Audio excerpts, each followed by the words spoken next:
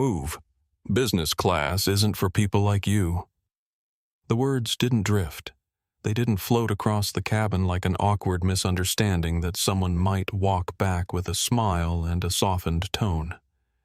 They landed hard, flat, and deliberate, the way only words do when the person saying them has said something very much like them before and gotten away with it every single time in every single room across every single year of a life built on the assumption that certain things simply did not require examination. Captain Brett Calloway stood at the cockpit doorway in full uniform, his platinum blonde hair cropped close to his skull, his captain's hat held loosely in one hand like a prop he didn't technically need but carried anyway because he had learned across 22 years of command that props matter, that the hat and the gold wings and the particular way a man holds himself in the doorway of a cockpit communicate something that words alone never fully can. His posture said everything his words were still working up to. 22 years of unquestioned authority.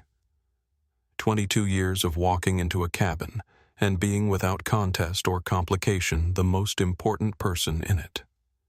22 years of looking at rows of passengers and seeing first and always a hierarchy and knowing with the specific comfort of someone who has never had reason to question it exactly where he sat within that hierarchy and exactly how far down from him everyone else was arranged.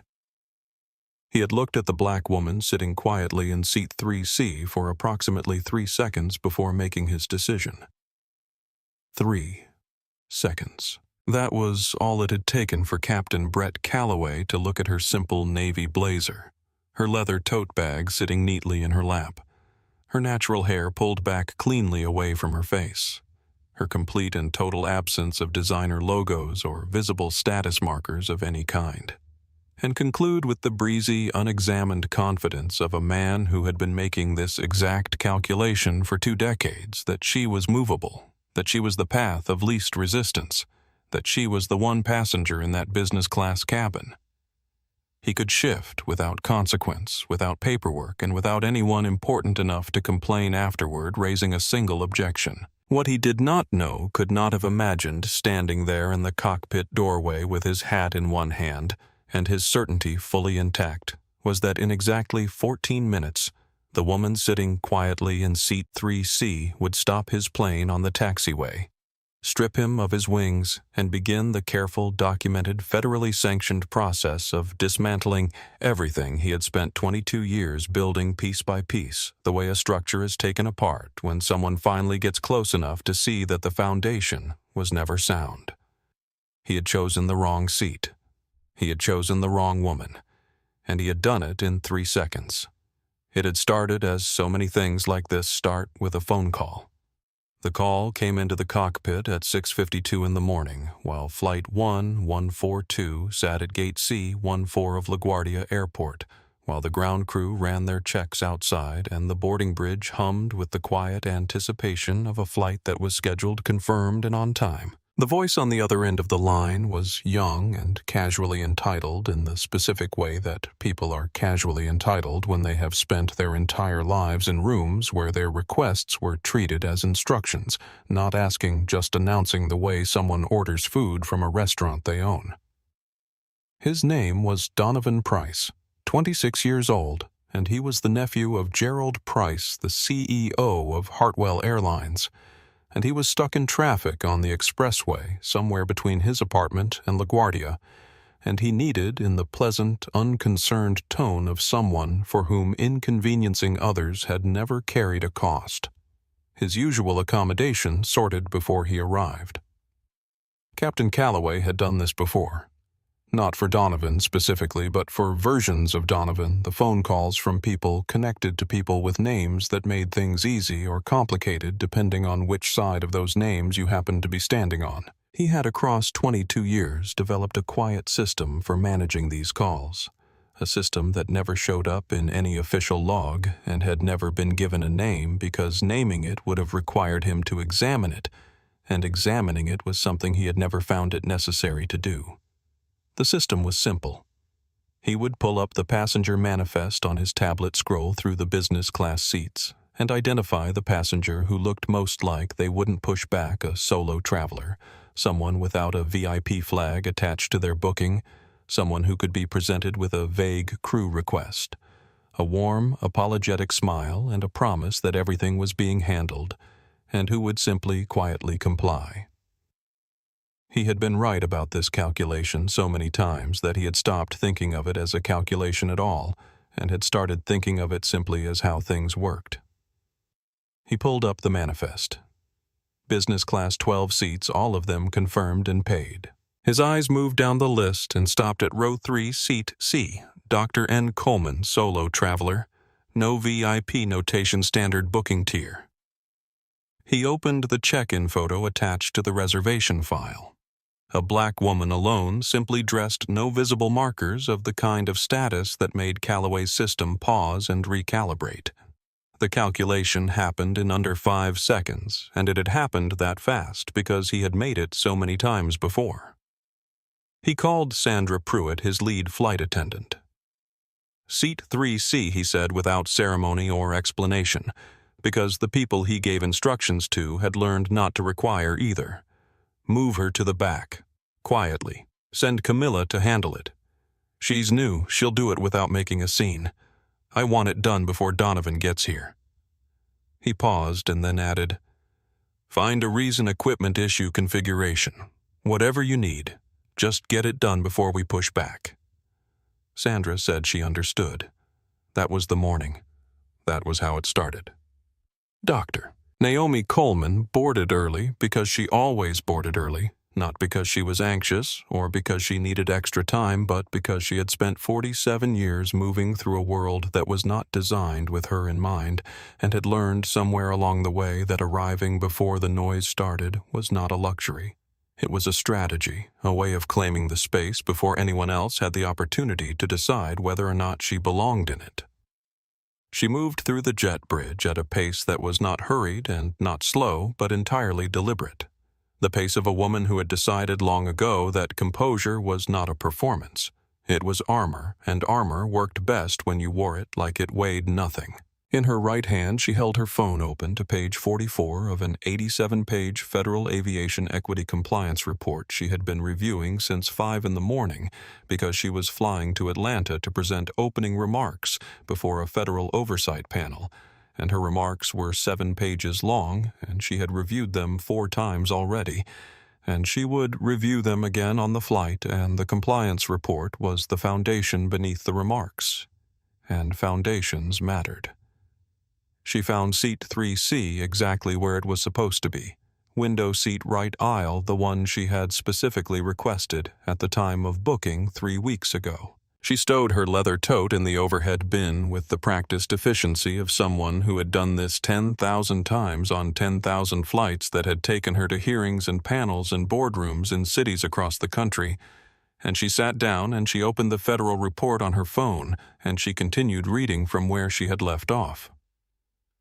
Around her, the business class cabin filled with the familiar ambient sounds of a boarding flight rolling suitcases, the soft percussion of overhead bins opening and closing, the murmur of passengers settling into their routines, and she registered all of it the way you register background music present and noted and entirely beside the point.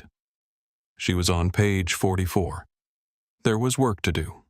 It was in one of those ambient moments, a breath between paragraphs, that she noticed the small face peering through the curtain gap between business class and economy. A little girl, maybe 8 years old, with wide dark eyes, and the particular expression of a child who has been told she is not supposed to be looking at something and has decided that this is an excellent reason to keep looking. She was sitting 2 rows back in economy with her father, a quiet man in his 40s named Raymond Cole, who had one hand resting gently on his daughter's shoulder and was watching the business class cabin with the careful attention of a man who understood that spaces like this were not built for people who looked like him, and had taught himself to watch them anyway, to understand them, because understanding was its own kind of preparation. The little girl's name was Lily, and when she caught Naomi's eye through the gap in the curtain, she waved a small, instinctive, entirely genuine wave, the kind only children produce without thinking about it first. Naomi smiled and waved back a small, warm exchange that lasted no more than 2 seconds, and felt in retrospect like the last uncomplicated moment of the morning. Then she noticed the junior flight attendant standing near the forward galley, a young woman whose name tag read Camila Torres, and her expression was not quite right, not unfriendly, not professional, but something caught between the two, the expression of someone carrying a secret they did not choose and were not sure how to put down. Naomi noticed it, filed it in the part of her mind that had spent 24 years in federal service learning to read rooms, and returned to page 44. Something in this cabin was not right. She did not yet know what. Victor Webb had been practicing corporate law for 26 years, which meant he had spent 26 years in rooms, depositions, courtrooms, boardrooms, conference calls where the fundamental activity was reading what was actually happening beneath the surface of what people were saying. And he had gotten very good at it. The way you get good at anything you do every day for a quarter century with genuine attention and genuine stakes. He was sitting in seat 3A when Camila Torres appeared in the galley doorway with her not quite right expression, and something in him registered it the way a doctor registers a symptom, not with alarm, not immediately, but with the specific, quiet attention of someone who has learned that the small things are often where the actual story is. He shifted his legal brief to the seatback tray.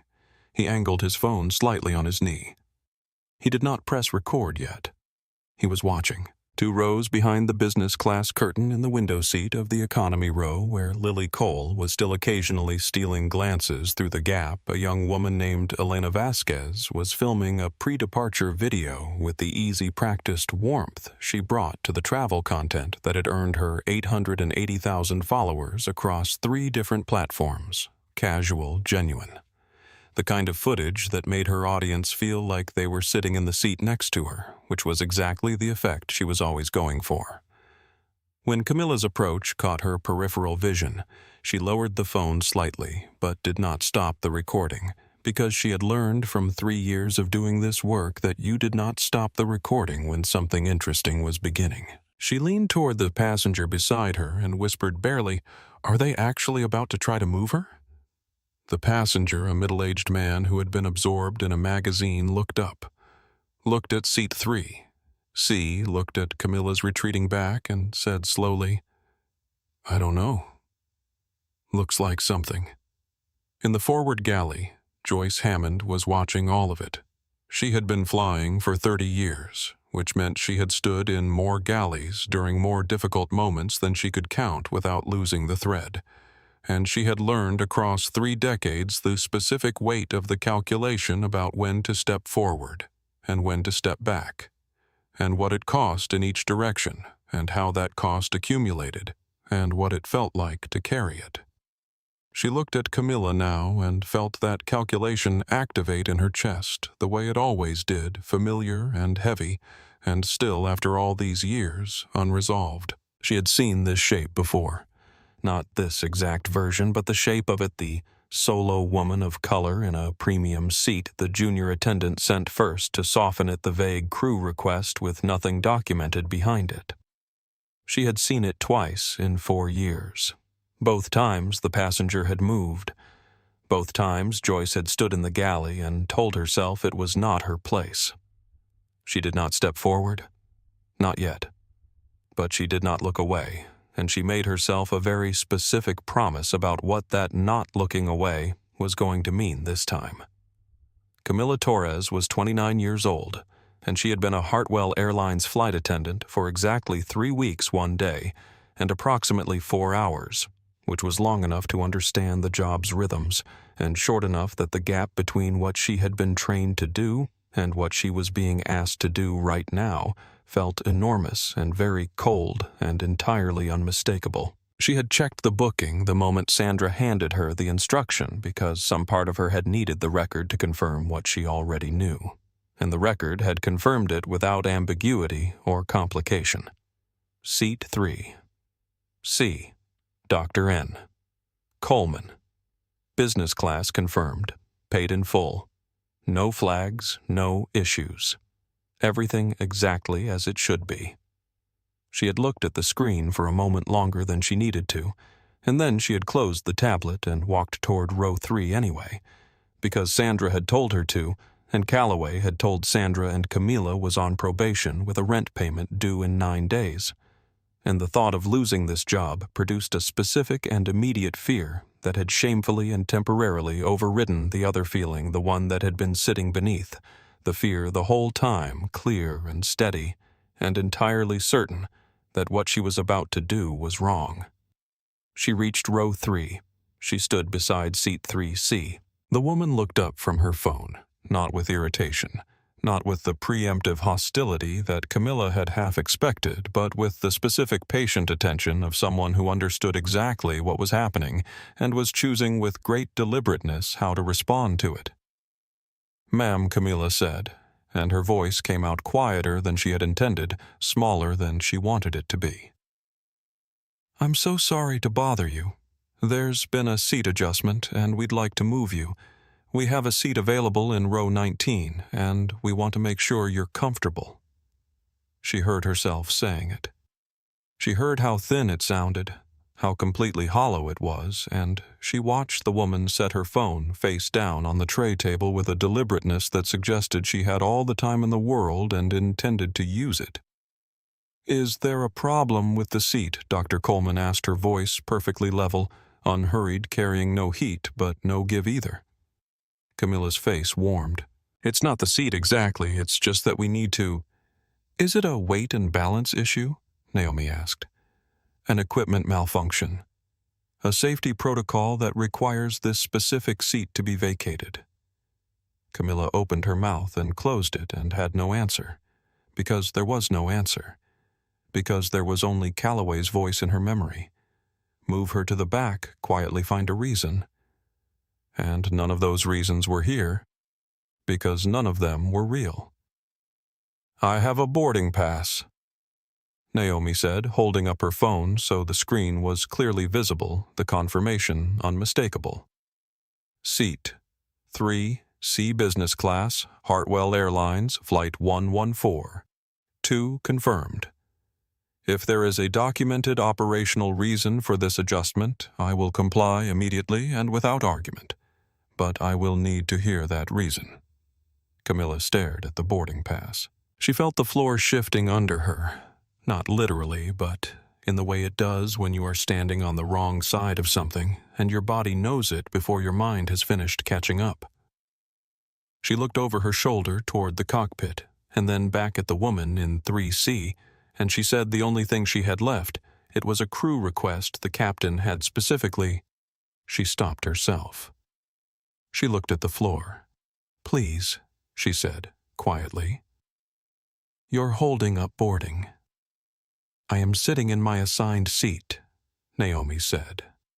Her tone was not unkind. It was precise. The way a federal regulation is precise, not harsh, not cruel, just exact. "If you cannot provide a valid operational reason for this downgrade, I'd like to speak with the purser or the gate agent." Camilla nodded a small, desperate nod and retreated toward the galley. In seat 3, a Victor Webb pressed record. 2 rows back through the gap in the curtain, Lily Cole was watching with the wide, unblinking attention of a child who senses that something important is happening even when the adults around her haven't yet decided whether to call it that. She tugged her father's sleeve. Raymond leaned down. Lily whispered something to him, and he looked toward the front of the cabin, and his jaw tightened in the quiet, controlled way of a man who recognized exactly what shape this was. Sandra Pruitt appeared in the aisle with the bearing of a closing argument, composed, polished, moving with the specific professional warmth that performs warmth at a distance without ever quite closing the gap. She approached seat 3C with a smile that reached precisely to the middle distance between her eyes and nowhere further, and she introduced herself with the pleasant efficiency of someone who had resolved 100 passenger misunderstandings and expected this to become number 101. "Good morning," she said, pitching her voice at the register of patient helpfulness. "I'm Sandra, the lead attendant on today's flight. I understand there's been some confusion about your seat." "There's no confusion on my end," Naomi said pleasantly. "I have a confirmed business class seat. Your attendant has asked me to move to economy. I asked for the operational reason and haven't received one." Sandra's smile held without wavering. "The captain has made a specific crew request. I want to assure you that this isn't personal. It's simply a configuration matter that needs to be resolved before departure." "Is the configuration matter documented in the aircraft systems?" Naomi said. "Because if it is, I can have my assistant pull the technical records in approximately 4 minutes." The smile tightened, not disappeared. Tightened the way a smile does when the person wearing it is working harder than they expected to.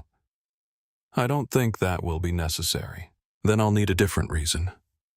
The cabin had grown quiet in the way that cabins do when something is happening that is not supposed to happen, and everyone has noticed, but no one has yet decided what to call it.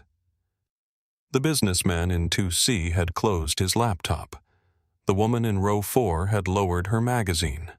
3 separate passengers had stopped what they were doing and were simply waiting with the still alert attention of people who understand that what happens next will matter. Sandra leaned forward, a small movement almost imperceptible. The lean of someone who has decided that proximity might accomplish what argument has not, and she made a mistake. Not a large theatrical mistake, but the specific kind of small, consequential mistake that only becomes visible in retrospect when it has already been captured on camera and heard by the 4 nearest rows. She said just loud enough, "This isn't a debate. The captain runs this aircraft, and some passengers need to remember that. Some passengers." The phrase landed differently on different ears, and the same way on all of them at once, the way those particular combinations of words always do, carrying their actual meaning in the gap between what is said and what is meant in the space where the unsaid thing lives and breathes, and is understood by everyone present, even though no one has said it aloud. In row 4, Elena Vasquez pressed the live button. Her thumb had been hovering for 30 seconds. In seat 3, a Victor's phone kept recording the angle catching Sandra's face, Naomi's face, and the cabin's reaction in a single, unbroken frame. In the galley doorway, Joyce Hammond looked at Camilla, who was looking at the floor, and took 1 step forward out of the galley, 1 step and then stopped, hovering there between action and inaction, between the woman she had been for 30 years and the woman she was beginning to understand she needed to become. Naomi looked at Sandra with an expression that was entirely composed, entirely patient, and entirely certain. "Please, get the captain," she said. Captain Brett Calloway did not rush. Men who had spent 22 years being the most important person in every room they entered did not rush, because rushing implied that someone else held authority over your time, and Calloway had not ceded that kind of authority to anyone ever in a professional life, built on the understanding that the uniform meant something, that the gold wings on his chest meant something, that the word captain, spoken in a certain tone, in a certain setting, ended conversations before they had the chance to become anything more complicated. He emerged from the cockpit with the unhurried deliberateness of a man who had been obeyed so consistently and for so long that the concept of not being obeyed had become for him genuinely theoretical. He walked down the business class aisle carrying his hat in one hand, not because he needed it. They were still at the gate. The hat was optional, but because he had learned how to use it the way an actor learns a prop, and because he understood that walking into a passenger dispute with your hat in your hand at a slight downward angle communicated something that words alone never quite captured about who in this particular exchange held the power. He did not make eye contact with the watching passengers as he walked. They were furniture. The relevant object in this cabin was the problem in seat 3C, and the problem in seat 3C needed to be resolved before Donovan Price ran out of time on the expressway and arrived at a gate where his seat wasn't ready. He stopped at row 3. He looked at the woman in 3C. What he saw when he assembled the details. The plain blazer, the leather tote bag, the natural hair, the complete absence of anything that announced the kind of status he had learned to recognize and respond to was someone who had gotten lucky. Someone who had caught a sale or used accumulated points or known someone who knew someone and had ended up in a seat that had been allocated to her by the machinery of booking systems, not by the machinery of deserving it. He had looked at her for 3 seconds in the manifest photo that morning and made this calculation. He was making it again now with equal confidence, standing 3 feet away from her in a business-class cabin where he had never once been wrong. What he did not see: 24 years of federal service, a Georgetown law degree, a direct line to the Secretary of Transportation, the legal authority to ground the aircraft he was currently standing inside, and the patience, deep cultivated, battle-hardened patience of a woman who had spent 4 decades being underestimated in rooms far more consequential than this one and had learned that the moment someone looks at you and decides you are less than you are, that is precisely the moment when all the power shifts. "Miss," he said. Not ma'am. Not doctor. Just miss in the tone of someone addressing a minor inconvenience they intend to resolve quickly. "My crew has made a request. Non-compliance with crew instructions is a serious matter on a commercial aircraft." Naomi looked at his nameplate. "Good morning, Captain Calloway," she said. And she said his name the way a federal document cites a statute clearly, precisely for the record. "Your attendant made a request. I asked for the operational reason. She didn't have one. Can you provide it?" He blinked. The question had returned to him faster than he had expected, and he took a half-second longer than he should have before answering. A half-second that every watching passenger registered, because when a captain hesitates, the cabin notices. "There's a seating configuration issue," he said. "It's a crew matter. It doesn't require explanation to a passenger." If the configuration issue is documented in the aircraft systems, Naomi said, her voice carrying the same unhurried, precise quality it had carried since Camilla first appeared at her row, it does require explanation because it constitutes an operational grounds for the modification of a confirmed reservation.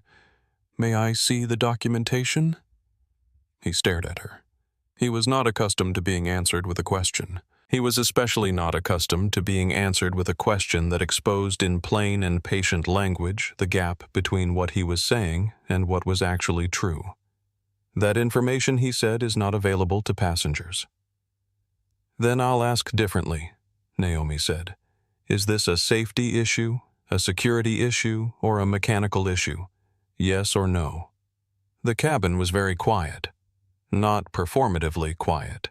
Just quiet in the way that a room gets when everyone in it has stopped their private activity and is paying complete attention to a single exchange happening in the third row. "It's a crew matter," Calloway said, and he heard himself say it, and he knew it was the third time he had said some version of this, and he did not like knowing it. "So the answer is no," Naomi said. "In seat 3. Victor Webb had not moved a muscle. His phone had not moved. His expression had not moved, but something behind his eyes had sharpened into the specific quality of attention that 26 years of watching cases be built from individual sentences had produced in him, and he was watching one being built right now, sentence by sentence in real time, by a woman in a navy blazer who had not raised her voice even slightly. Calloway leaned forward, not aggressively, not in a way that could be described with precision as threatening, but encroaching the specific lean of someone who has used physical presence as an argument for so long that it has become reflexive, something he does without deciding to do it. "I don't know what kind of flight you're used to," he said, his voice dropping to the register of someone explaining something simple to someone who is choosing to be difficult. "But on my aircraft, my crew's word is final. My aircraft." Naomi noted the phrase. She noted it with the dry internal precision of someone who had spent years writing and enforcing the federal regulations that governed the very aircraft he was standing in, and who knew exactly what authority a captain held over a commercial aircraft and exactly where that authority ended. She noted it and did not react to it visibly, and kept her expression exactly as it had been since he walked out of the cockpit. "I understand that," she said. "And I'm asking you to give me one valid reason, operational, documented, or procedural, for removing me from my confirmed business class seat. Just one." Calloway paused, and in that pause, surrounded by 148 passengers and 3 flight attendants, and 2 people whose phones were recording, and one who had already gone live, he reached for the thing he had always reached for when a conversation like this began to go sideways. The thing that had ended these conversations before, every time the thing that had never failed to close the door. "We have a priority passenger arriving momentarily," he said. "This seat needs to be available." The cabin absorbed this. Naomi let a beat of silence sit in the air between them before she responded, a single beat, measured and deliberate. "So this is a courtesy accommodation for another passenger," she said. "At my expense?" Another beat. "Yes or no, Captain?" His jaw tightened. In row 4, Elena's viewer count was climbing 40, then 90, then 200, then rising faster than she could track her caption, reading pilot trying to move black woman from her confirmed seat. Right now, live at LaGuardia. 2 rows back, Raymond Cole had moved to the curtain gap, one hand resting on Lily's shoulder, his face holding the quiet, controlled stillness of a man who had lived long enough to recognize the shape of this moment and was watching it unfold in front of his daughter. Lily pulled lightly on her father's sleeve and whispered something close to his ear, and Raymond looked down at her, and her question delivered with the complete guileless simplicity of an 8-year-old who has been watching the whole exchange and has just understood something that the adults are still performing. Elaborate dances around was the kind of question that doesn't require an answer because asking it is the answer. Calloway had run out of arguments. He could feel it the way you feel the ground change beneath your feet when what you've been standing on turns out not to be solid. And he reached the way he had always reached in moments like this for the thing that had never failed him before. The thing that had ended conversations like this one before they became what this was clearly becoming, the weapon of last resort for a man who had spent 22 years never needing a first resort because his uniform and his title had always been enough. "People like you," he said. And there was contempt in his voice now, naked and unguarded. The contempt of a man who has run out of arguments and has moved past the place where he's still trying to win, and has arrived at the place where he simply wants to cause damage.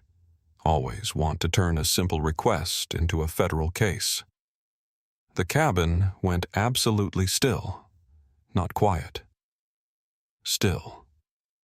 The specific electric stillness of a room where something has been said that cannot be unsaid, that has crossed a line so clearly that every person present feels the crossing in their chest in the place where the body registers what the mind is still catching up to. The businessman in 2C had stopped breathing almost. The woman in row 4 had put her hand flat on the armrest. 3 people who had been whispering to each other had gone completely silent. Naomi looked at Captain Brett Calloway for a long moment. Her expression did not change. Not a muscle, not a flicker, not the slightest visible reaction to what had just been said to her in front of a full business-class cabin. Her voice, when it came, was the same voice it had been for the past 10 minutes, composed, unhurried, exact. "People like me," she said. "I'd like you to finish that thought, Captain. Go ahead." He didn't finish it. The words dissolved somewhere between his brain and his mouth, but they were already in the air, and the air had already carried them to Elena's live stream. 800 viewers now, and climbing, and to Victor Webb's recording, and into the permanent, unerasable memory of every person sitting in the first 8 rows of Flight 142, all of whom would in the coming weeks and months be asked to describe what they had witnessed, and would describe it the same way, every single one of them without variation. Calloway straightened. He had lost the exchange. He knew it. Every person in that cabin knew it. But he still had his authority. And authority was what he reached for when everything else had gone. Because in 22 years, authority had never failed him, and he was not yet capable of imagining that today was different. He announced it in a voice designed to fill the entire business-class cabin, non-compliance with a direct crew instruction removal from the flight authorized 2 minutes to gather belongings. He turned and walked back to the cockpit. He did not look at the passengers.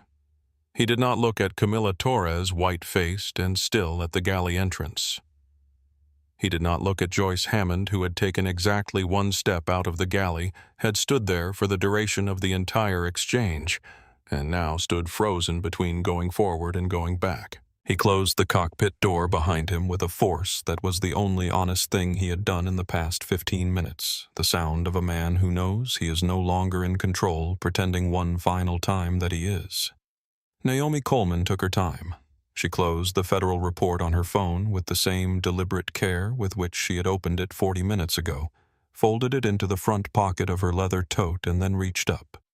Unhurried, efficient, entirely composed, and retrieved the tote from the overhead bin, with the practiced ease of someone who has performed this exact motion on hundreds of flights in dozens of cities, and has never once done it in a hurry, because there has never been a reason to. She stood. She did not rush. She did not. She did not look frightened or defeated or diminished in any of the ways that the situation was designed to make her feel, and she did not allow a single visible trace of the burning physical weight in her sternum. The specific and familiar pressure of being publicly reduced by someone who had looked at her entire existence in 3 seconds and decided she could be moved without consequence to reach her face or her posture or the way she held her hands.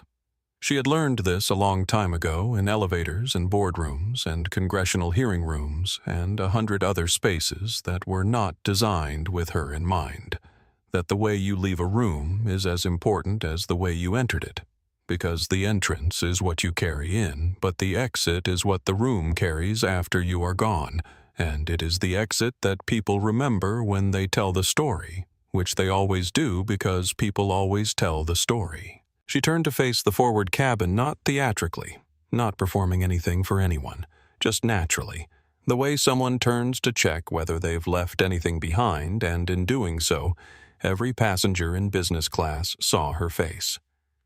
Clear, unbroken, certain. The face of someone who is not by any measure visible or invisible, the one making the mistake in this moment.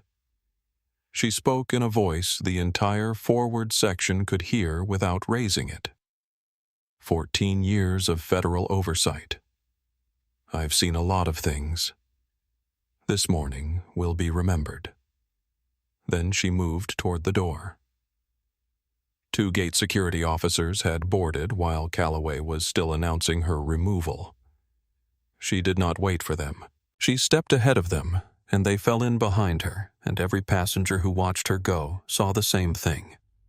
A woman who had been removed from her seat without cause, without documentation, without a single valid reason, walking out of that aircraft like she owned every inch of the floor.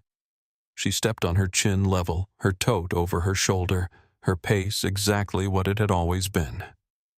Deliberate, unhurried, the pace of someone who is not running because there is nothing to run from. In the galley doorway, Joyce Hammond watched her go. 1 step forward, then stopped. Then did not stop watching. The thing about children is that they do not know about performing stillness or managing reactions or calculating the cost of speaking versus the cost of not speaking. Which means that when an 8-year-old decides to act on something she has witnessed and understood completely, she simply acts without the 17 layers of adult hesitation that would stop anyone over the age of 12 from doing what Lily Cole did next. Naomi was moving through economy toward the aircraft door, past rows of passengers who were either watching openly or staring very hard at their seatback screens in the way that people do when they want to pretend they are not watching something they are absolutely watching, and she had just passed the row where Raymond Cole sat with his daughter, when Lily stood up on her seat, She was 8 years old, and she stood up on her seat to reach, and she put her small hand out and took Naomi's hand gently for one moment. She didn't say anything complicated. Children rarely do in the moments that matter. She said the thing that children say when they have witnessed something they cannot fully name but understand completely in their bodies, the thing that communicates with absolute clarity. "I saw you and I know what I saw." Naomi stopped. She turned and she looked at Lily, and then she did something that surprised every watching passenger and the 2 security officers waiting 3 steps behind her. She knelt down right there in the narrow economy aisle so that she was at Lily's eye level with the boarding bridge outside the door and 140 passengers watching, and the security officers standing back in the particular way of people who understand instinctively that this is not a moment to interrupt. She said something back to Lily quietly and directly, the way she said everything that mattered.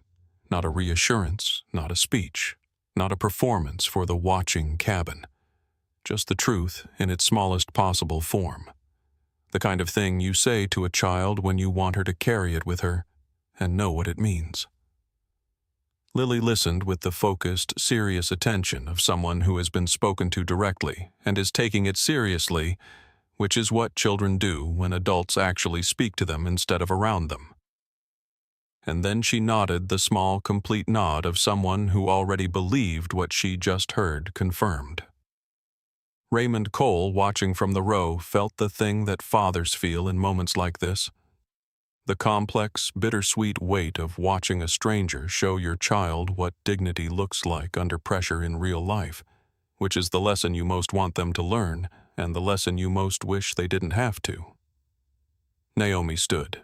She squeezed Lily's hand once gently and released it and continued toward the door, and the 2 security officers fell in behind her again, and Lily watched her go and turned to her father and asked him the question that had been forming in her mind since Camila Torres first appeared at row 3C.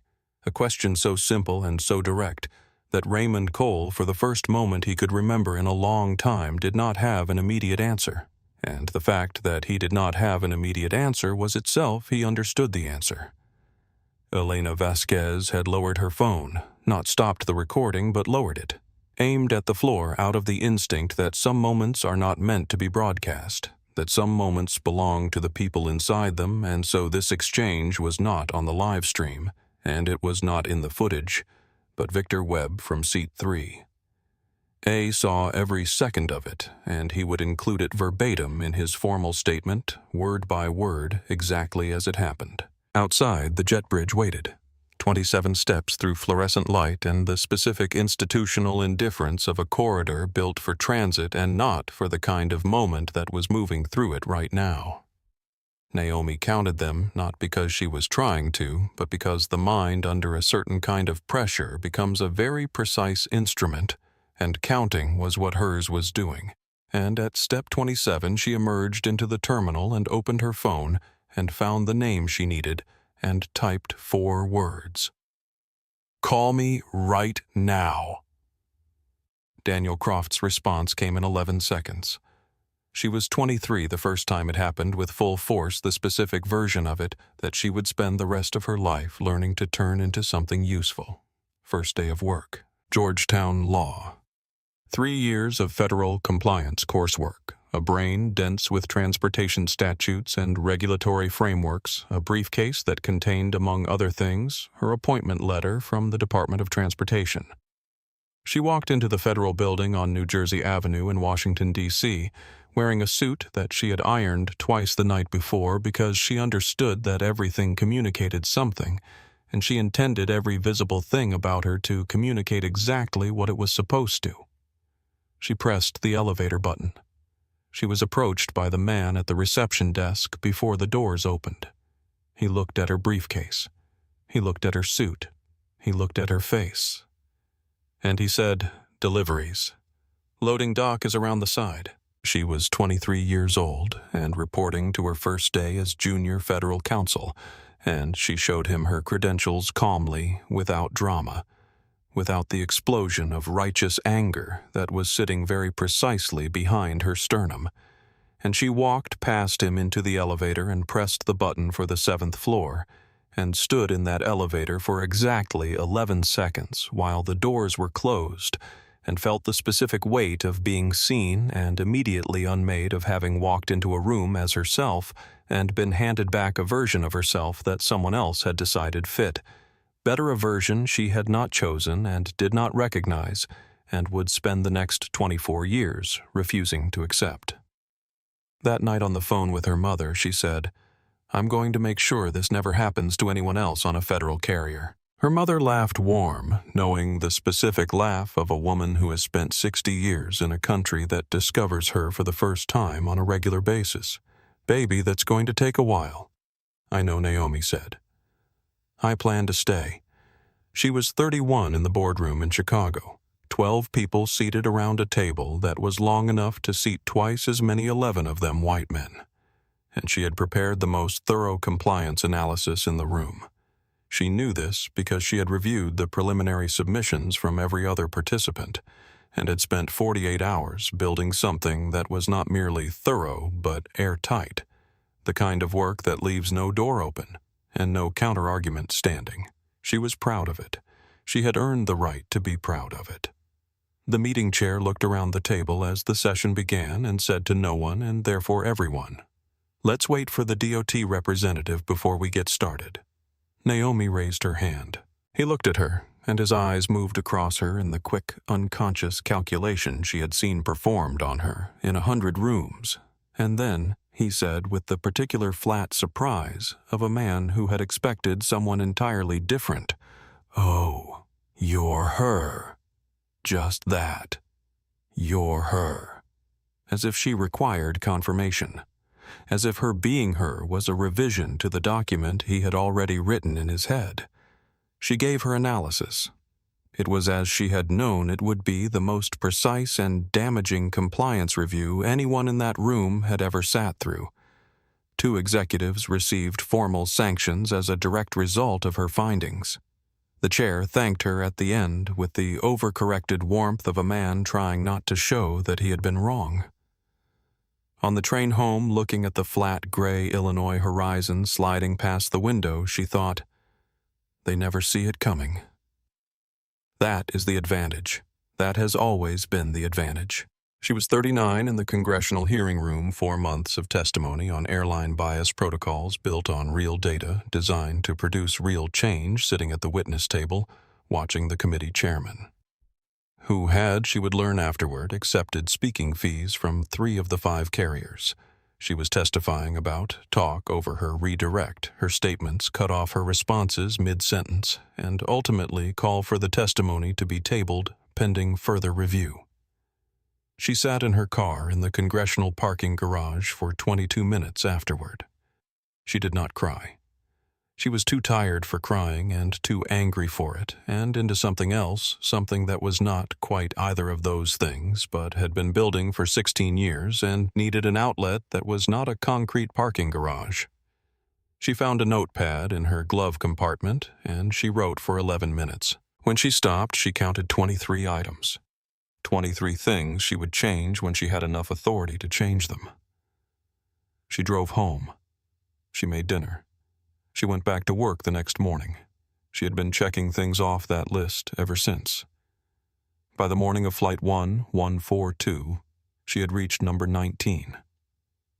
She was 44 when the call came at O'Hare, of all places, because a significant portion of her life had been spent in airports, the controlled transit spaces she had devoted her career to making more equitable, waiting for a connecting flight. When her phone rang and the name on the screen was the Secretary of Transportation, and she answered in the even, composed voice she had trained herself to use for calls that mattered. The offer was straightforward: Commissioner Office of Civil Rights and Aviation Equity, Department of Transportation. The most powerful aviation civil rights position in the federal government. The seat at the table she had spent 21 years trying to influence from the outside. She did not feel triumph. She felt weight. The specific, serious, clarifying weight of understanding that every version of herself that had ever stood in a parking garage or an elevator or a boardroom and been told she was the wrong person in the right place, Every single one of those versions was now watching to see what she would do with it. She accepted without hesitating. These 4 moments moved through Naomi Coleman's mind as she sat in the row of empty chairs at the far end of Gate C-14, facing the tarmac window, watching Flight 142 begin its push back from the gate in the bright morning light. The slow, enormous, certain movement of an aircraft that did not yet know it was not going anywhere. The burning weight behind her sternum was real and physical, and she did not pretend otherwise because pretending it wasn't there had never been her approach, and it was not going to become her approach now. The public humiliation of being removed from a confirmed seat in front of 148 people because a man in a uniform had looked at her for 3 seconds and decided she could be moved. That was real, it was physical, and it hurt in the specific way that only accumulates across decades of the same lesson being taught in different rooms by different people, with the same foundational assumption about who belonged where. But beneath it, deeper and cooler and much older and far more patient, something else was activating. Something that had been built carefully and deliberately across 24 years of parking garages and boardrooms and elevators and jet bridges across 23 items on a list written in a glove compartment at 39 across the weight she had accepted at 44 and had been carrying every day since. She had been waiting without consciously knowing she was waiting for a moment. This clear, this documented, this witnessed this wrong. She opened her phone. She found Daniel Croft in her secure federal contacts. She typed 4 words. His call came in 11 seconds. "Daniel," she said, and her voice was entirely steady, the voice of someone who has been practicing steadiness for 24 years and has gotten very, very good at it. "I was removed from Vertex from Hartwell Flight 1142 at LaGuardia Gate C-14 at 7:41 this morning. Captain Brett Calloway. The passenger now sitting in my confirmed business class seat is Donovan Price. I believe he is Gerald Price's nephew." The removal was arbitrary, undocumented, conducted in front of multiple witnesses, and accompanied by explicitly discriminatory language directed at me in a full business class cabin. I need 2 things done in the next 5 minutes. Daniel Croft had worked with Naomi Coleman for 8 years. He had sat across from her in 7 congressional briefings, 4 federal investigations, and 1 particularly memorable press conference in which she had corrected the FAA administrator on a point of federal statute in front of 60 journalists without raising her voice above her usual register. He had learned across those 8 years that the quieter her voice, the more consequential the sentence that followed, and he was hearing the quiet now. He did not ask questions. "Tell me what you need," he said. She told him. First, the direct personal cell number for Gerald Price, not the corporate line, the personal cell registered with the federal compliance offices. Second, he was to contact the FAA Command Center and request that Flight 1142, currently on the taxiway at LaGuardia, be directed to return to Gate C-14 immediately. The citation was a potential federal civil rights and crew compliance protocol breach. She was formally opening a DOT investigation effective 7:52 a.m. Daniel's pause lasted exactly 1 breath. "Done," he said. Gerald Price's number came through 40 seconds later. She dialed. He picked up on the second ring, the quick, impatient answer of a man with too many calls and not enough hours in any of his days. "Voss," he caught himself. "Price." "Mr. Price," Naomi said. She used her full title with the precision of someone loading a round into a chamber. "This is Dr. Naomi Coleman. I am the United States Federal Commissioner for Civil Rights and Aviation Equity at the Department of Transportation." The temperature on the line changed in a way that was almost audible, the quick impatience of the opening rearranging itself into something considerably more careful, considerably more alert. "Dr. Coleman," he said, and his voice had dropped into the register of a very careful man.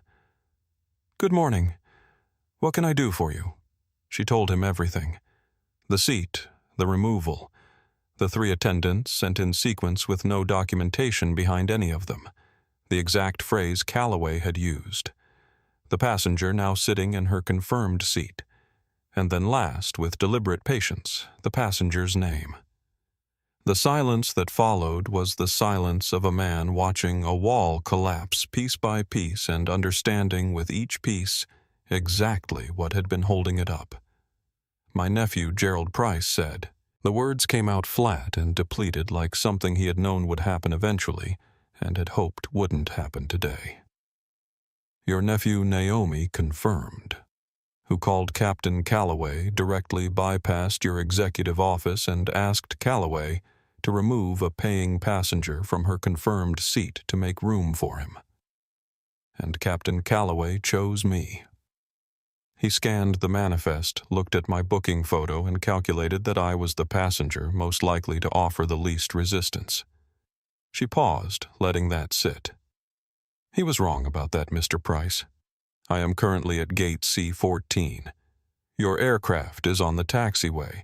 I suggest you take the next call you receive very seriously. She hung up. Inside flight. 1142. The passengers felt it before they heard it.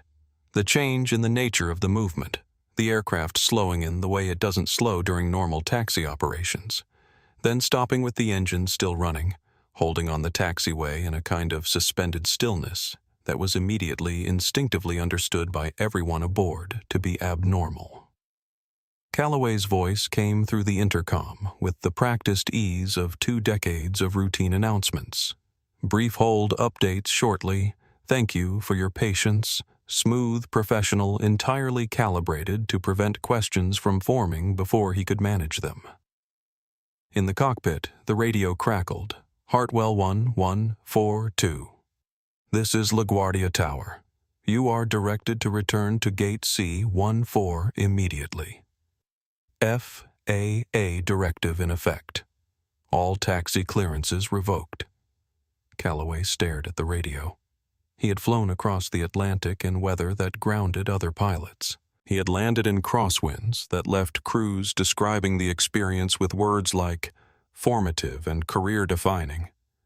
He had never in 22 years been ordered back to a gate after push. Tower, this is Hartwell 1142, he said, keeping his voice level by an act of will. Be advised, we are on the taxiway approaching runway position. Please clarify the nature of this directive. Hartwell 1142 nature of directive is not available at this time. You are directed to return to gate C-14. Comply immediately or face credential review. His first officer was watching him. Calloway gripped the controls. It's the woman, he said, and the contempt in his voice was absolute and complete and in a way that he could not yet understand, because understanding would require him to see what was actually happening deeply and catastrophically misplaced. He still thought she had called a complaint line. He genuinely completely did not know. In seat 3, C. Donovan Price's seat, now the seat that had cost more than anyone on this aircraft could have imagined when they boarded. Donovan had stopped texting. He had tried calling his uncle twice. No answer. He leaned toward Sandra Pruitt as she walked past with an expression that told him very little. What's happening? Technical delay, Sandra said without stopping. Elena's live stream had crossed 14,000 viewers. The clip of people like you was already running on loop on 2 news network websites. Victor Webb looked at his phone, then out the window, then back at his phone, and then he unbuckled his seatbelt. Harold Burke Hartwell's senior station director arrived at gate C-14 with the contained forward-moving energy of a man who has received a phone call that required him to be somewhere specific as quickly as his legs would carry him, and who has understood completely and without any remaining ambiguity what is waiting for him when he gets there. He boarded the aircraft.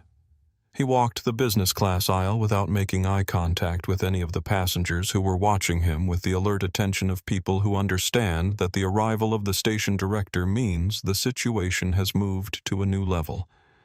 He entered the cockpit without knocking. Calloway, he said. His voice was flat and final in the way of someone delivering a verdict that has already been reached and is not open for discussion. "Get your hat.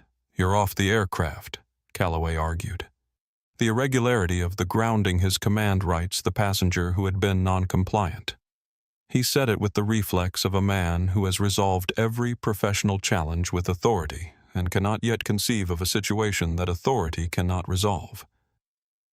Burke said her name. Her full name and her full title and the investigation that had been opened 11 minutes ago. "Get off the plane, Calloway." The color left Calloway's face in stages. Each stage its own kind of comprehension. Arriving in sequence. Disbelief. First, the instinctive shake of the head, "That's not." That didn't get finished. Then comprehension, slow and heavy, like something being lowered from a height. Then the first cold, specific touch of understanding exactly what he had done and exactly to whom he had done it. He came down the jet bridge with his hat in his hand. Passengers streaming past him in both directions as the cancellation was announced and apologies offered, and some of them held up phones, and he did not meet their eyes, because he had never in 22 years been watched like this. He had always been the one doing the watching, and the reversal of it was something he had no preparation for whatsoever.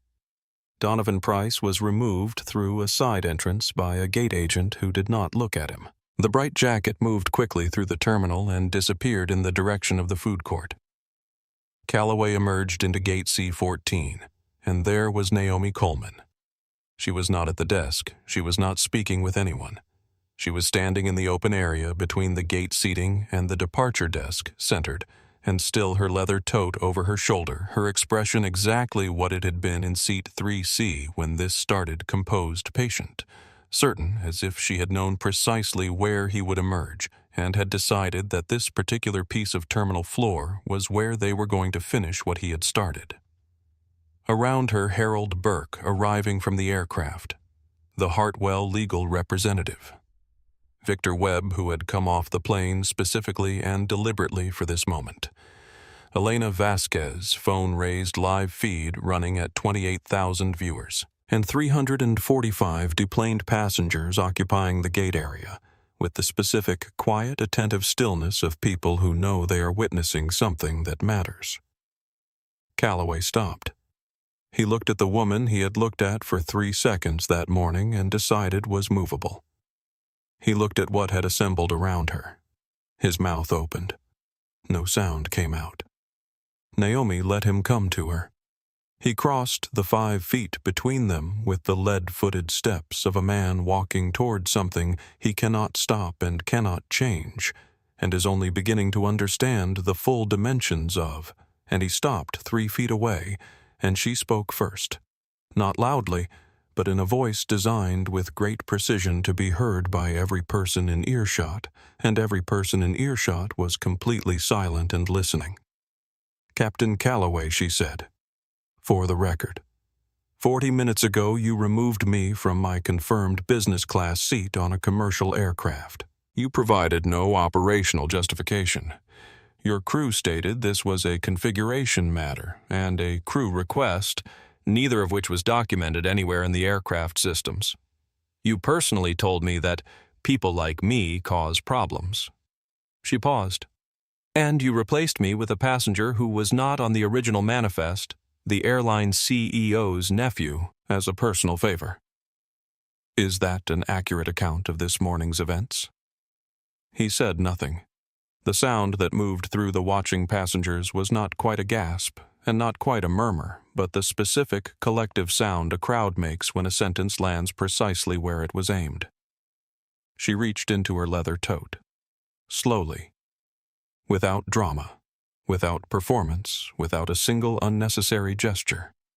She removed a slim, flat credentials wallet, dark blue leather, a gold federal seal embossed on the cover, and she held it up at a height and angle where every person standing within 20 feet could read it clearly. "I am Naomi Coleman," she said, "United States Federal Commissioner for Civil Rights and Aviation Equity, Department of Transportation."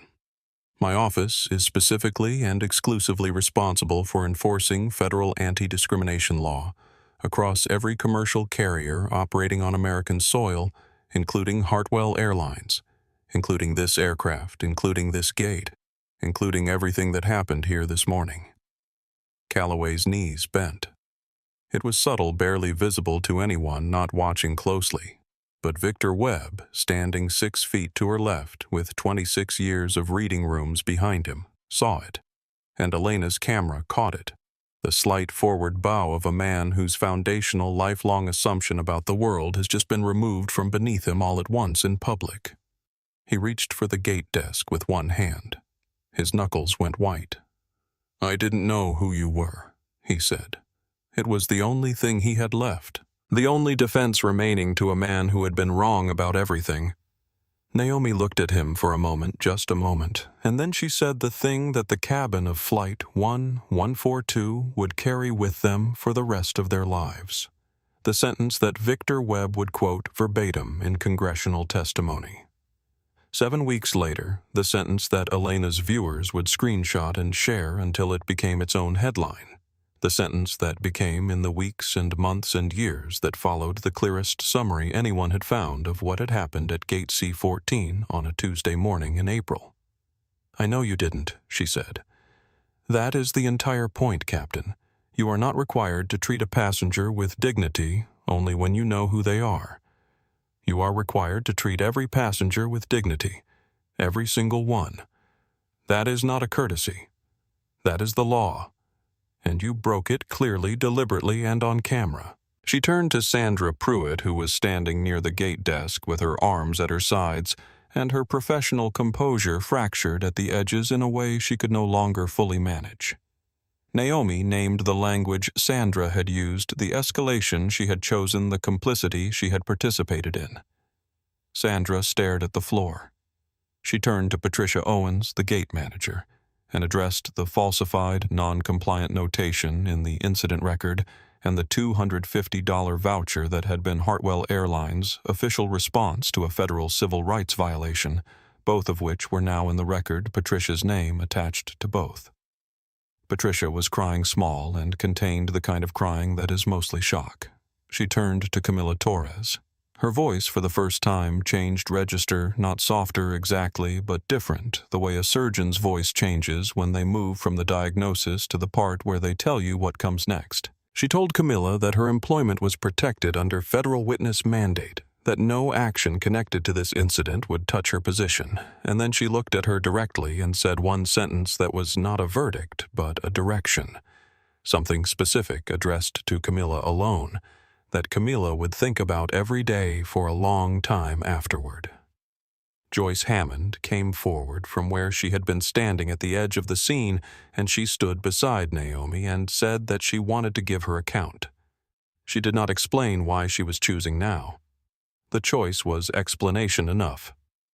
Victor Webb stepped forward, handed Naomi his phone, and told her what it contained, everything from the moment Camila first appeared at row 3C, the full audio of every exchange with Calloway, every exact word, the man's face fully visible, and his contempt fully legible. He stated that he was prepared to provide a formal written statement to appear at any administrative hearing to testify under oath before any federal panel that required it in whatever capacity was useful. Then he said the thing he had almost not done, the step he had almost not taken, the recording he had almost not made, and why, in the end, he had decided that the reflex that told him this isn't your place was not the reflex he was going to let win this morning. Naomi looked at him. "Thank you, Mr. Webb," she said. "I'm glad I did it," he said simply. Gerald Price arrived at Gate C-14 at 8:34 in the morning, gray-faced and sharp-eyed, moving with the focused energy of a man who has understood completely during a car ride from Manhattan that was the most unpleasant 30 minutes of his professional life, that the only variable still within his control is the quality of his behavior in the next 10 minutes. He passed Donovan in the terminal. Donovan started to stand. Gerald did not slow down, did not look at him. Not now, not here. He crossed to where Naomi was standing, and he stopped and he extended his hand. And when she shook it, his grip was firm. Not the grip of authority, not the grip of a man accustomed to handshakes that establish hierarchy, but the grip of accountability of a man who has understood that he is here to answer for something and has made the decision on the way over to do it without flinching. "Commissioner Coleman," he said, "there are no words adequate for this. I am cooperating fully, whatever you need. Your apology is noted." Naomi said, her voice neutral in the precise way of someone who receives apologies from powerful men regularly enough to have learned to evaluate them by what follows rather than by what is said. The investigation proceeds regardless. "Sit down. There is work to do." She placed 4 documents on the table. She walked him through them not as a negotiation, not as an offer, but as information. The way she had always moved in rooms like this one. Here is what will happen. Here is why. Here is what your cooperation means, and what it does not mean. A full audit of all discrimination-related complaints against senior flight crew for the past 5 years. Mandatory civil rights and compliance training for all 31,000 Hartwell employees funded entirely by Hartwell. An independent passenger rights office reporting directly to the DOT, not to Hartwell's executive team, and the immediate suspension of Callaway's license pending FAA review. "And Mr. Price," she said, placing one final document on top of the others. "Your nephew's name is in the federal incident record. He accepted a seat he knew belonged to a removed passenger. That is documented. It is public. How you choose to address that within your family is your business, but it is in the record."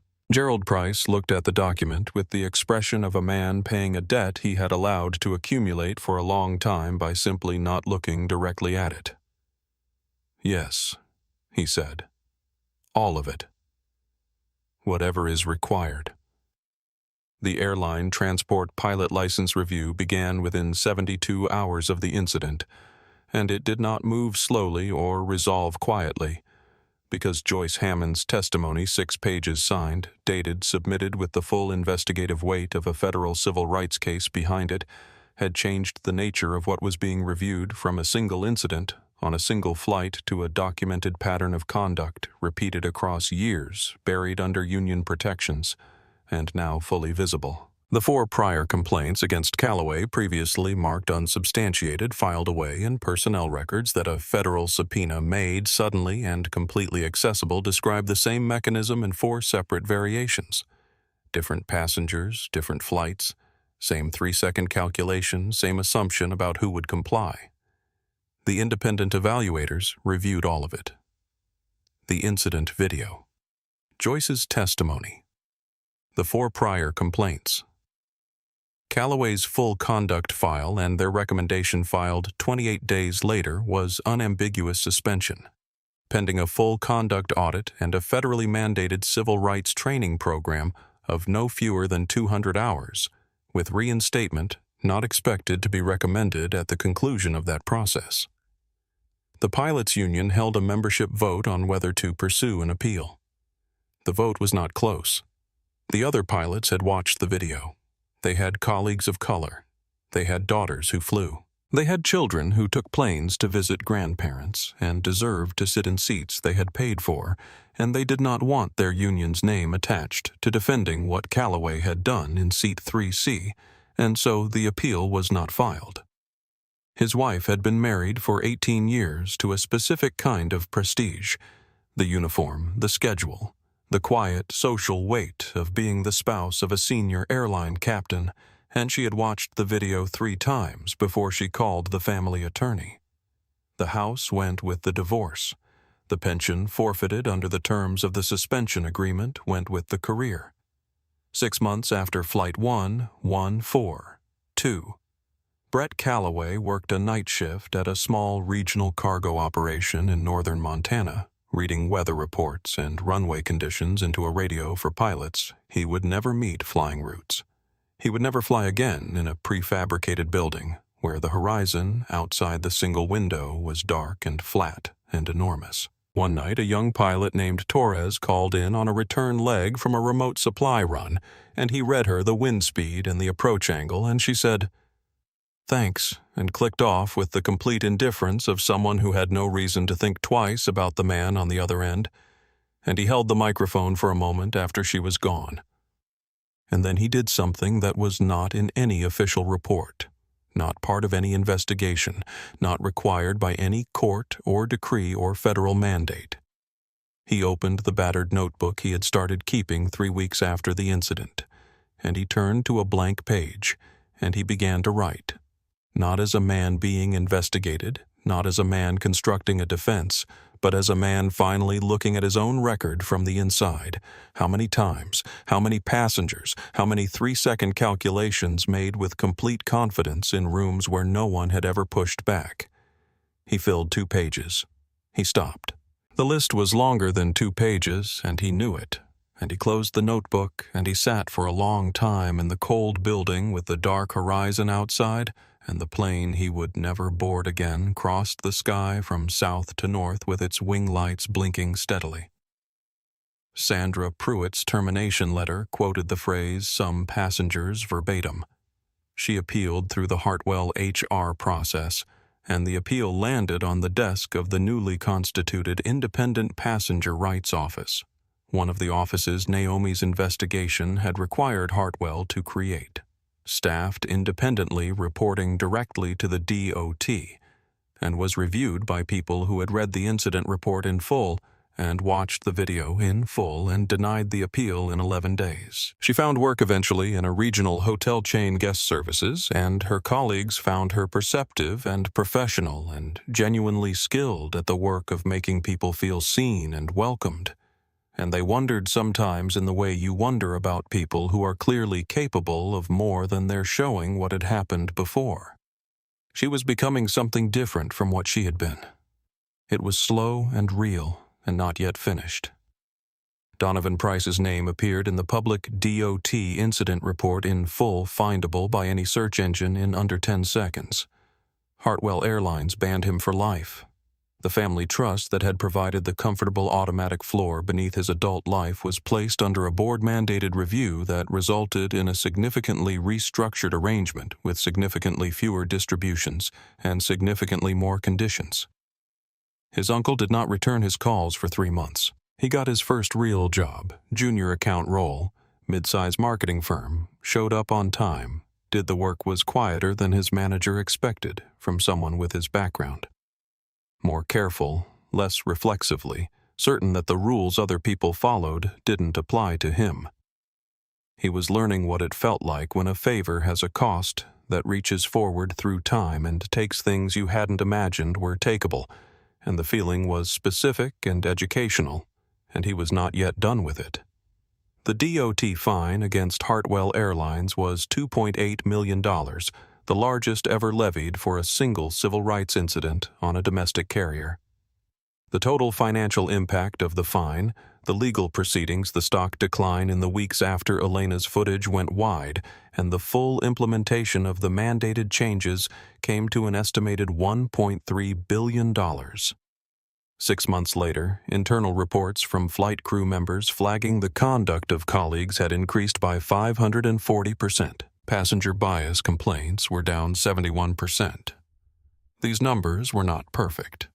They were real, and they were moving in the right direction, and in the Independent Passenger Rights Office, on the 14th floor of Hartwell's Atlanta headquarters, a staff of 12 reviewed them every week and sent a summary directly to the Department of Transportation, directly to Commissioner Coleman. 6 months after Flight 1142, Hartwell Airlines was not the same airline, not because a fine had been paid and a press release issued, but because 31,000 people had sat through 8 hours of training that asked them to look at the passengers in front of them differently, and some of them had been changed by it in ways that no fine and no decree could have produced on their own, the kind of change that happens quietly in individual people when they are finally shown clearly and without escape the cost of not changing. The Independent Passenger Rights Office was operating. The internal complaint system had been rebuilt from the ground up. and standing at the door of Hartwell's flagship LaGuardia to Atlanta route was Captain Rosa Guerrero, 41 years old. The first Latina captain on this route, appointed 4 months after the incident, not because the consent decree required diversity in leadership, but because the new independent review process meant that qualifications were the only criteria, and she had 300 more flight hours than the next most qualified candidate. Daniel Croft had tried to rebook Naomi on a different carrier for the rescheduled Atlanta hearing. She had declined, rebooked herself, same route, same airline, same departure time, because the decree was in place and the training was complete, and she needed to see whether the locks actually held. She boarded at gate C-14 at 7:22 in the morning, and the ghost of the previous morning was present in the jet bridge. The way ghosts always are. Not visible, not audible, but physical. A specific pressure in the chest that she breathed through steadily, one step at a time, the way she had breathed through difficult rooms for 24 years. At the aircraft door, standing in the greeting position, a new policy part of the transparency requirements written into the consent decree. All crew visible and accountable at boarding was Camila Torres, full flight attendant. Now probation long cleared her posture, carrying the easy confidence of someone who has passed through something genuinely difficult and come out knowing considerably more about herself than she knew going in. When she saw Naomi, something moved across her face that was not performance and not professional courtesy. It was the expression of a person who has been changed by a specific morning and is glad even though the morning was hard, even though it cost her something, even though she still thinks about the moment she walked toward seat 3C, knowing what she knew. "Commissioner Coleman," she said, "welcome aboard." Then she looked at the row behind Naomi toward the gate, and her expression shifted into something warmer still. "And you have visitors at the door." Raymond Cole was standing at the top of the jet bridge with Lily beside him, and they were not on this flight. They had come to the airport specifically, Raymond, having looked up the flight time 3 days ago and said nothing to Lily about where they were going until this morning, and Lily was holding something in both hands with the careful two-handed grip of someone carrying something that matters. She walked down the jet bridge with the focused, serious purposefulness that 8-year-olds bring to moments they have thought about and decided are important, and she walked all the way to seat 3C, and she looked at Naomi Coleman, and she placed what she was carrying on the tray table. It was a drawing. Crayon on white paper. The paper folded twice and slightly crumpled at one corner from being carried carefully in both hands. A woman in a blue blazer drawn with the specific and earnest representational logic of a child who is trying to capture something true, rather than something technically accurate, standing tall chin level in an airplane aisle, with a gold badge in one raised hand. Beneath the drawing and the careful, uneven capital letters of someone who has practiced her handwriting because the message is important, she did not move. Naomi looked at the drawing for a long moment. Then she looked at Lily, and she said the same thing she had said in the economy aisle 6 months ago, kneeling to Lily's eye level with the security officers waiting behind her, the truth in its smallest possible form. The thing she had meant then and meant now, and would mean every time she said it for the rest of her life. Lily nodded, the same nod as before. Complete satisfied, the nod of someone who has confirmed what they already knew and needed only to hear it once more to be sure. Raymond Cole watched from the jet bridge doorway and did not try to speak because there was nothing to say that the moment had not already said better. If this story moved you, if you felt every one of those 27 steps down the jet bridge, if something in you steadied when she held up that badge, if you believe that dignity should never depend on what someone assumes about you in 3 seconds, then share this with one person who needs to hear it today and subscribe to our channel because the next story we tell might be yours. The boarding door closed.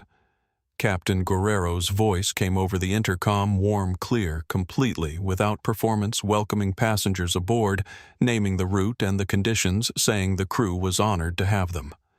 She did not mention what had happened 6 months ago. She did not need to. Her presence at the front of this aircraft was its own complete statement. The kind made not with words, but with the simple, unassailable fact of being exactly where you had earned the right to be. Naomi looked out the window as the aircraft pushed back from Gate C-14, and the terminal began to recede. She opened the Federal Report to page 1 of Item 19, the last checked box on a list written in a parking garage at 39, and she placed Lily's drawing flat on the tray table beside her phone, and she looked at it one more time before she began to read. She did not move. The runway opened ahead. The engines built, and then lift the specific, clean, weightless moment when the ground finally releases and the sky receives you and everything that was pressing down from below falls away.